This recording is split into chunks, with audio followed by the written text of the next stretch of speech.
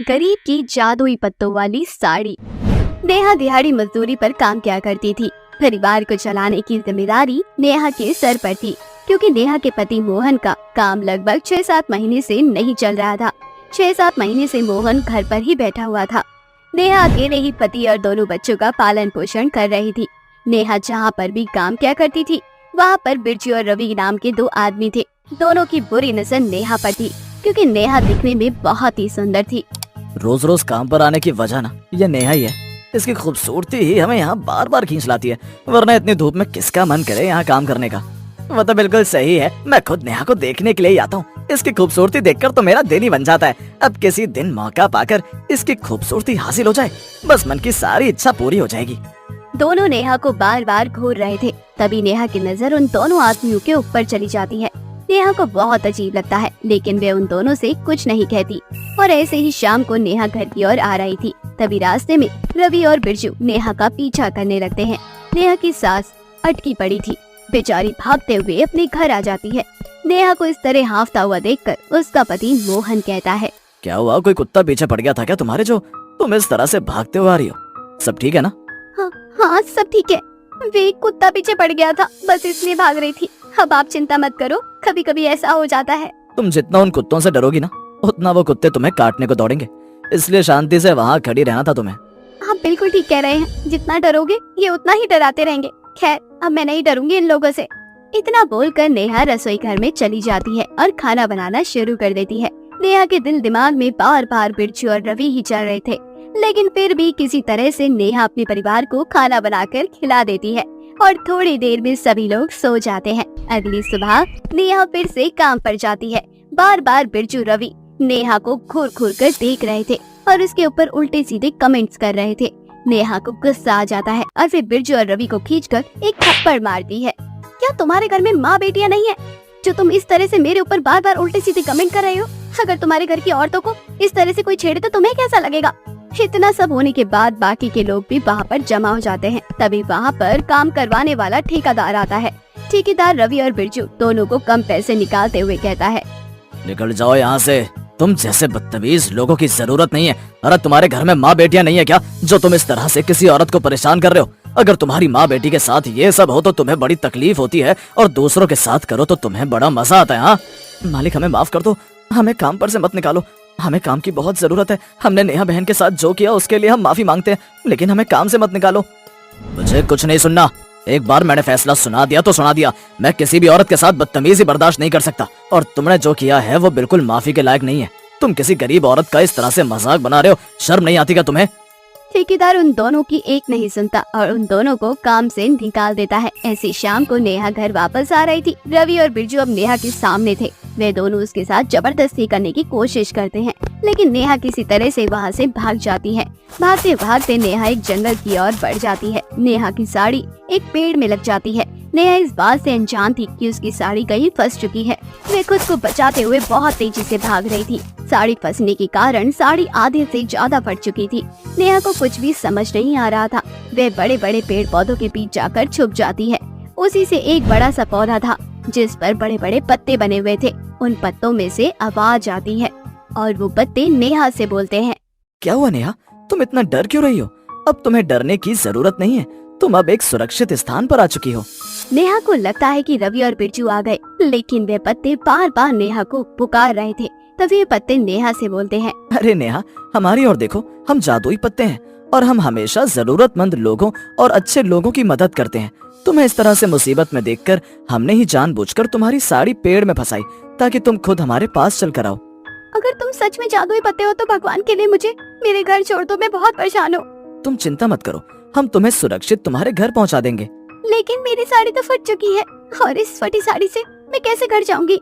अरे तुम चिंता क्यों करती हो, हम है ना तुम्हारे साथ। हम तुम्हें पत्ते की साड़ियाँ बनाकर देंगे। और बताओ, और तुम्हारी क्या इच्छा है जो हम पूरी कर पाए? मुझे हमेशा हमेशा खिले रवि और बिरजू जैसे लोगों से छुटकारा मिल जाए। इन्होंने मेरा जीना दुश्वार कर दिया है। गरीबी में अकेली अपने परिवार का पालन पोषण करती हूँ और ये लोग मुझ पर गंदी नजर बना कर रखते हैं। इन्होंने मेरा जीना दुश्वार कर रखा है, मुझे चैन से कमाने खाने भी नहीं देते हैं। अब तुम्हें कोई परेशान नहीं करेगा, इतना बोलकर जादुई पत्ते नेहा के लिए पत्तों वाली साड़ियाँ बना देते हैं। नेहा पत्तों वाली साड़ी पहनकर जादू से उड़ते हुए अपने घर की ओर चली जाती है। ऐसे ही अगले दिन नेहा वही पत्ते वाली साड़ी पहनकर काम पर जा रही थी। तभी फिर से बिरजू और रवि उसके सामने आ जाते हैं। नेहा को बहुत डर लग रहा था, लेकिन अचानक से नेहा के अंदर बहुत सारी शक्ति आ जाती है और नेहा रवि और बिरजू को मार गिराती है, जिसके बाद रवि और बिरजू वहाँ से डरकर भाग जाते हैं। तभी जादुई पत्तों से आवाज आती है और नेहा से बोलते हैं, देख लिया नेहा, कहा था ना कि अब तुम्हें कोई परेशान नहीं कर पाएगा, क्योंकि अब हम हमेशा तुम्हारे साथ रहेंगे। तुम्हें अब किसी से डरने की जरूरत नहीं है।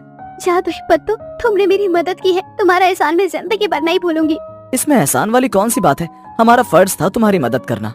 इस तरह से नेहा हंसी खुशी अपने काम पर जाती है और काम करके घर वापस आ जाती है। नेहा घर आकर देखती है कि घर में खाना भी नहीं था। बेचारी उदास हो जाती है। तभी जादुई पत्ते नेहा को उदास देखकर बोलते हैं, नेहा, अगर तुम्हारे घर में खाना नहीं है या फिर तुम्हारे घर में किसी भी चीज की कोई कमी है तो तुम हमें बोल सकती हो, हम तुम्हारी मदद करने के लिए आए हैं। मेरे घर में खाना नहीं है, पूरा परिवार भूखा सोएगा तो मुझे बिल्कुल भी अच्छा नहीं लगेगा। तभी जादुई पत्ते नेहा को और नेहा के परिवार के लिए खाना मंगा देते हैं। जादुई पत्तों की मदद से नेहा अपने हर काम को आसान कर लेती है।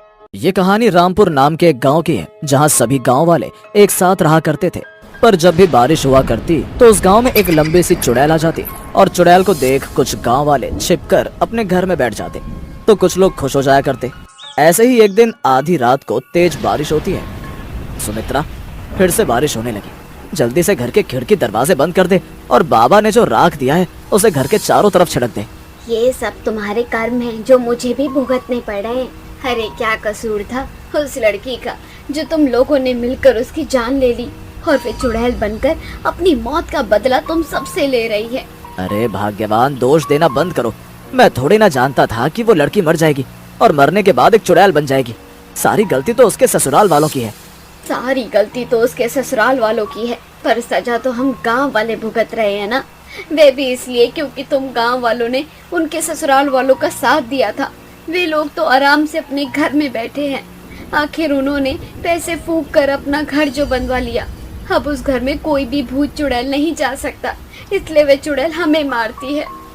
इतना बोलकर सुमित्रा बाबा की दी हुई राख अपने घर में छिड़कने ही वाली होती है कि तभी वो लंबी चुड़ैल अपने लंबे हाथ करके सुमित्रा के पति को बाहर निकाल देती है और उसे हवा में उड़ा देती है, जिसके बाद उस आदमी की लाश कहाँ जाकर गिरती है किसी भी गांव वालों को नहीं पता चलता और चुड़ैल हंसती हुई वहाँ से चली जाती है। इसी तरह से कुछ दिन बीत जाते हैं और एक दिन फिर से बारिश होती है और वो चुड़ैल फिर से वापस आती है।